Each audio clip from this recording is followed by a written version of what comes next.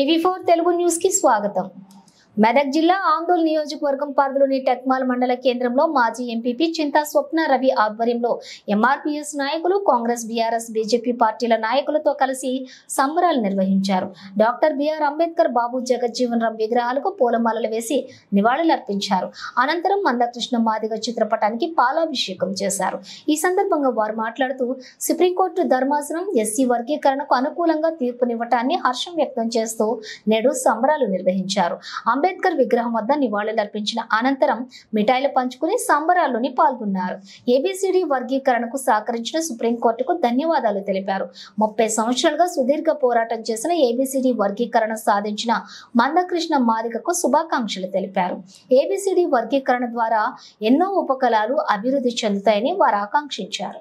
ఈ కార్యక్రమంలో ఎంపీపీ చింతా స్వప్న రవి, కాంగ్రెస్ పార్టీ అధ్యక్షులు నిమ్మా రమేష్, బీఆర్ఎస్ పార్టీ అధ్యక్షులు భక్తుల వీరప్ప, బీజేపీ అధ్యక్షులు Naveen Gupta, minority rights protection committee జిల్లా ప్రధాన కార్యదర్శి ఎంఏ సలీం, నవ్య, భారతీ యువజన సంఘం అధ్యక్షులు భాస్కర్, ఎంఆర్పీఎస్ జిల్లా నాయకులు బొబ్బిలి సుధాకర్, నక్కా సూర్యప్రకాష్, సాయిలు, ఆదర్శ యువజన సంఘం అధ్యక్షులు శేషు, ఫ్రెండ్స్ యువజన సంఘం అధ్యక్షులు షేక్ మహజర్, నాయకులు డాక్టర్ సాయి, సిద్ధయ్య, గోవిందాచారి, సాయిబాబా, సంజీవులు, అనిల్, లక్ష్మణ్, మల్లేశం, నాగరాజు, మహేందర్, రాజు, అశోక్ నాయకులు తదితరులు పాల్గొన్నారు।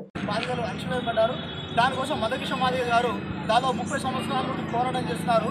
ఆ పోరాటానికి ఫలితంగా సుప్రీంకోర్టు 7 మంది న్యాయవాదుల చేత నిన్న జరిగిన సమీక్ష నిజంగా చాలా సంతోషమైన రోజు। ఒక 30 సంవత్సరాల నుంచి పోరాడి నిజంగా మాదిగ ఉపకులాలకు స్వతంత్రం లెక్క ఈరోజు ఆనందం ఉన్నది। సుప్రీంకోర్టుకు అందరూ మొక్కుతున్నారు। ఈరోజు నిజంగా న్యాయం అనేది ఎప్పుడైనా గెలుస్తుంది అనేది ఒక నమ్మకం। మరి ఇంత సంతోషమైన రోజు మనమందరం కలిసి ఇక్కడ పండుగ వాతావరణంలో మరి సుప్రీంకోర్టుకు థ్యాంక్స్ చెప్తున్నాం। అదేవిధంగా మరి మాదిగ ఉపకులాలకు ఏబిసిడి వర్గీకరణకు నిజంగా పోరాడిన కృష్ణ మాదిగ గారికి కూడా థ్యాంక్ యూ చెప్తూ ఈ అవకాశం ఇచ్చిన ఉన్నటువంటి ఉపకులాల వర్గీకరణ మరియు ఆర్థిక స్థితిగతుల ద్వారా ఈ నిర్ణయం ద్వారా ఎందరో పేదవాళ్ళు మట్టడుగున ఉన్నటువంటి వాళ్లకు మరి వారి యొక్క జీవన నైపుణ్యాలు పెంపొందించుకునే అవకాశం ఎంతైనా ఉందని తెలియజేస్తూ, అదేవిధంగా ఇట్టి వర్గీకరణ పోరాటం అనేటటువంటిది దాదాపుగా 30 సంవత్సరాల తర్వాత సాధించుకున్న ఈ తరుణం లోపల అందరూ సంతోషంగా పాలు పంచుకోవడం నిజంగా సంతోషకరమైనటువంటిది। ఏది ఏమైనా మరి ఈ సాధించుకున్నటువంటి వర్గీకరణను ప్రజాస్వామ్య పద్ధతి లోపల అందరూ ఫలాలు అందించే విధంగా ఇంకా కొంత భాగం మాత్రమే జరిగింది। ఇంకా 75% ఆయా రాష్ట్రాల్లో ఉన్నటువంటి సిస్టమ్ ప్రకారము మరి వర్గీకరణ అనేటువంటి జరిగి ఆయా కుటుంబాలకు న్యాయం జరిగే విధంగా ఇది చాలా తోడ్పడుతుందని తెలియజేస్తూ ఇంకా సాధించుకోవాల్సినటువంటి అవసరం ఉంది। అందరి సహాయ సహకారాలతో మరి ఆర్నిసలు కష్టపడినటువంటి మందకృష్ణ మాదిగ గారికి ప్రత్యేకంగా ధన్యవాదాలు తెలుపుతూ నాకు ఇచ్చిన ఈ అవకాశానికి ధన్యవాదాలు। ఈరోజు ఏబిసిడి వర్గీకరణ సందర్భంగా సుప్రీంకోర్టుకి ప్రత్యేక ధన్యవాదాలు తెలుపుకుంటున్నాము।